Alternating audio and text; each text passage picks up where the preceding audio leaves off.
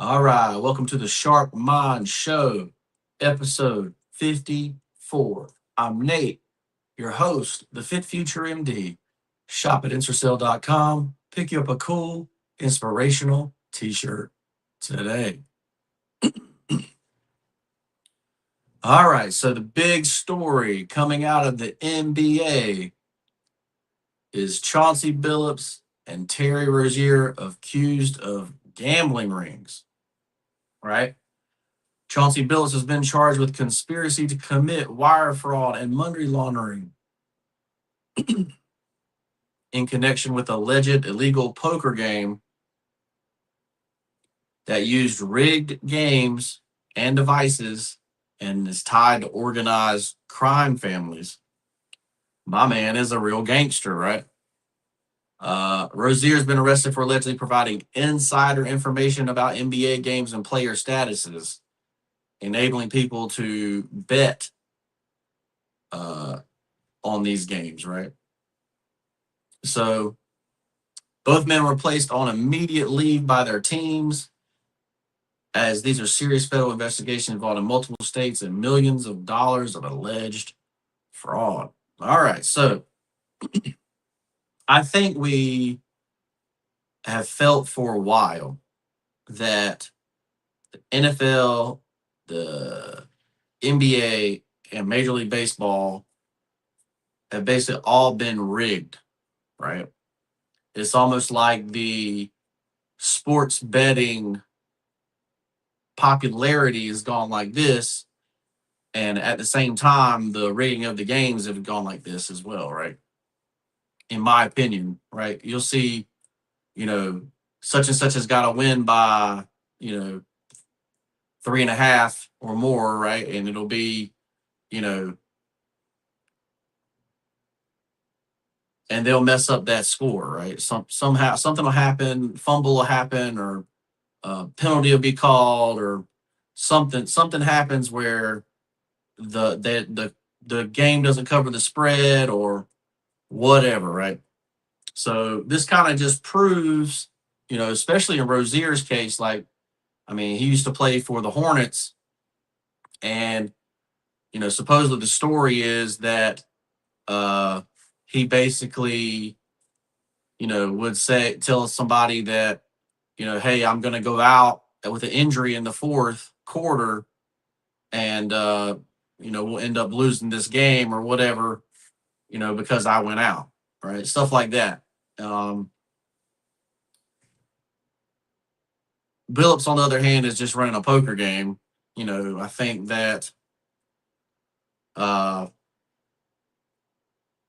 and obviously, if you're rigging the games or using devices to rig the games, then you kind of are just being kind of greedy, I guess, because most of the time when you run a poker game, you just take, you know, a certain amount per hand. Usually it's the small blind per hand, right?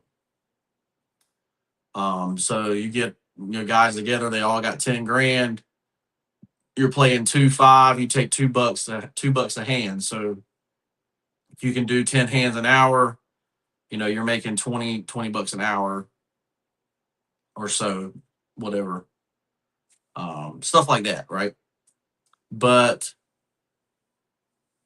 like I say, we all have felt like that these institutions have been rigged for a while, especially last year. Obviously, these are basketball guys, but especially last year with Kansas City, like where they're always winning by one, or they had like the most games in a row where they had were so close. Like there was no way that you just win every game this close, right? It was just too close, and so keep that in mind. What do you guys think about this story coming out? They actually found enough evidence to indict these guys. So, um, pretty wild, in my opinion. But I think it's something that we kind of already knew. What do you guys think in the comments below? All right, this episode is brought to you by London and the Googly Goo, which is my wife's children's book. Get your nieces, nephews, or children of your own together and read to them London and the Googly Goo. You will not be disappointed. available on Amazon. All right.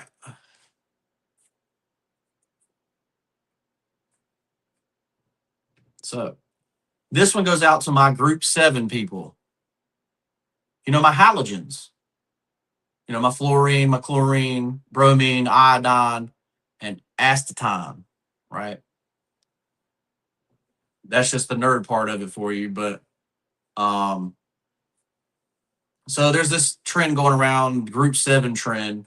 To all my group 7 people, holler at me. Really thinking about doing a t-shirt on this one, the G7 t-shirt. If you'd like a G7 t-shirt, hit me up. But I think that would be pretty cool, G7 t-shirt. But basically, what is a group 7 person, right? You know, obviously, you know, this kind of trends stuff happens and you're like, what is that? What is that? Like, am I just old? I don't understand what this means, like that kind of thing. Well, a group 7 person is a cycle breaker that ends generational patterns, right? So also called a generational curse breaker, right? Wonder what company had that shirt. I did, right? But basically, a person that's born into chaos, has family wounds, chosen to say yes, chosen because they say yes when others said they can't. All right. So basically, you know, this comes down to how do you break generational cycles of stuff, right? So if you come to a family of alcoholism, you know, you become to hate alcohol, right? You just everything about you hates alcohol, right? If you want, you know, so if you've grown up with families that, you know, grandfather burned down the house or uh, ran the Cadillac into the lake, you know, whatever, uh, you grow up to despise alcohol. Um, Same thing as if you're you know, you come from the family where daddy was the weed man and got shot because of $200 worth of weed, like you know, figure out that, hey, I don't want to be around any weed, right? Or any, you know, that kind of stuff, right? So how do we break these cycles? Okay.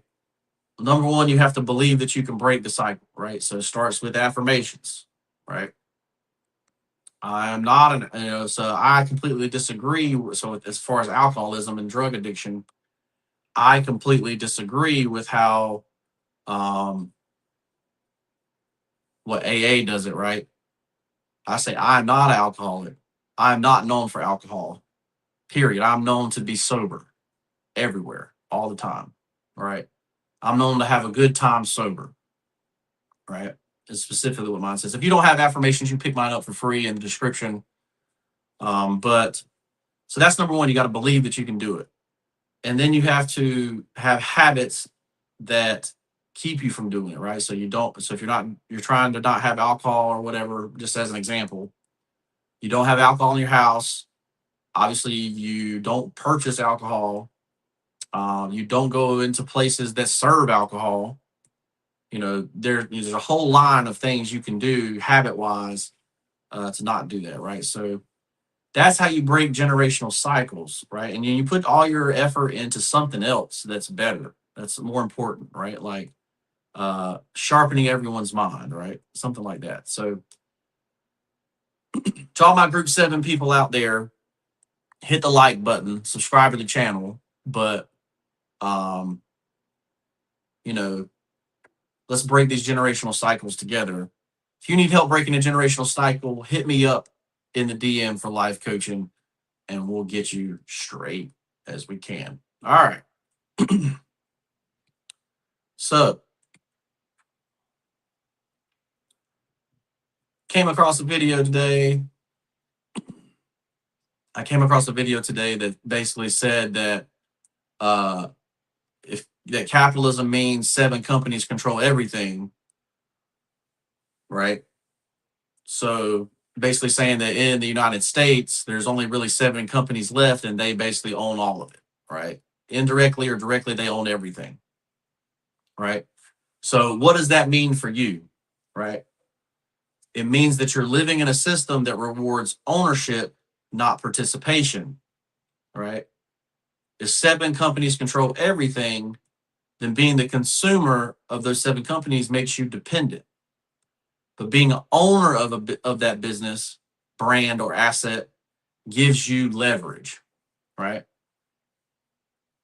In modern capitalism, participation earns income while ownership builds power, right? So basically, what this is basically saying is that you're playing a game and you're playing the game incorrectly, right? So the game is saying you need to be an owner while you're being a worker or participant, right? So if the system's not going to reward you for being the worker, for being the participant, for being the person that purchases things, you have to become the one that owns them, right? So how do you do that? You do that by learning to invest, right? You learn to invest in these companies, right? If 7 companies are going to control everything, it'll probably end up being 4 companies, right?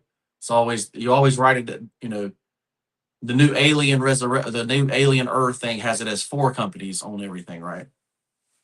So, if it ends up down to 4, you just got to choose the right 4 to invest in so that you end up with power, right?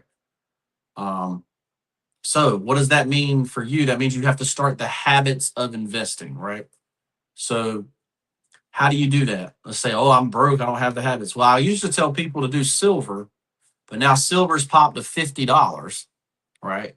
So you're gonna have to find something else. $50 might be where it's at, really, to be honest. But so that's how I started. I started investing in silver, right? Because I felt that silver actually has utility in the marketplace, whereas gold is not really used in anything because of how expensive it is, right? But what'll be crazy is if you actually find out, because gold is actually, you know, a good metal too, but it'll be crazy if we actually find out that gold is what's required to actually do all the stuff that we like imagine, in science fiction, right? Got to get to hyperspace, you actually have to have gold to do that, or whatever. Like the most expensive technology ever, right? Um, but basically, this is what it means, right? You have to find a way to become an investor, and you become an investor by starting to invest. So a lot of people will tell you not to invest when you're in debt or something like that. Well, I'm the opposite of that, right? I will tell you to start investing in something so that you start learning how to invest. Because if you're not investing, basically you're on the other side, right? You're on the side that doesn't win in late stage, what we call late stage capitalism, right? Where basically, companies won, and then there's only a few companies left because these companies have taken out their competition, right? So keep that in mind. Let me know how you would change your mindset here. Like I said, you got to use affirmations, change your mindset, just like we talked about before. But if you participate, if you're the one that's consuming, you're going to be the loser in this late stage capitalism. If you are the investor, you're going to be the ones that win. And as long as they continue to keep manufacturing in other countries and bringing the product here for us to consume, this gap between rich and poor is going to keep doing this, right? Because the poor is not investing, right? So as soon as the poor invest, we can all go, well, basically all just do this, right? So even if it is, $1 a day, $5 a day, whatever it is, make sure you are investing. And if you need help learning how to invest, hit me up in the DM for life coaching, and I'll help you learn how to invest for yourself, right? All right. So last thing of the day is the quote of the day. And, I got kind of tired of having non-complex quotes, basically. So this one's a little more complex. The universe rarely denies your desires, but it denies your readiness. what feels like resistance is often reality measuring whether you can sustain what you seek, right? So this basically means that maturity is realizing that timing isn't the enemy of your ambition. It helps you, right? So if you're doing something and it's the wrong time, like reality is going to say, hey, hold up, it's not the right time for this, right? So, you know, there's a lot of people, I'm especially one of these people. I'm like, man, if I just started Instagram in 2012, or, you know, if I just taken steroids, back in college, or, whatever, that, all of a sudden your life would have changed, right? But there's a reason that you didn't do that kind of stuff, right? Um, and basically it's that the timing's off, right? You have a desire to be to have a successful company, to have a successful brand. Well, there's going to be a lot of people that were successful in this little short time where it was about followers, and that kind of stuff. Well, now it's about interest media, right? Like the algorithms are all about what you're interested in.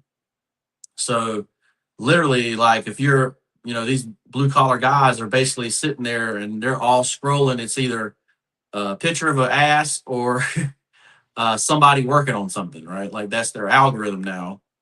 Um, and then people that like podcasts or like opinion stuff, this kind of thing will come up for them, right? So, um, but basically, reality is going to show you that hey, you're at the wrong timing here. But you have to mature and know that if something's not right in the timing, then you keep going until the timing is correct, right? So that's what we're doing here.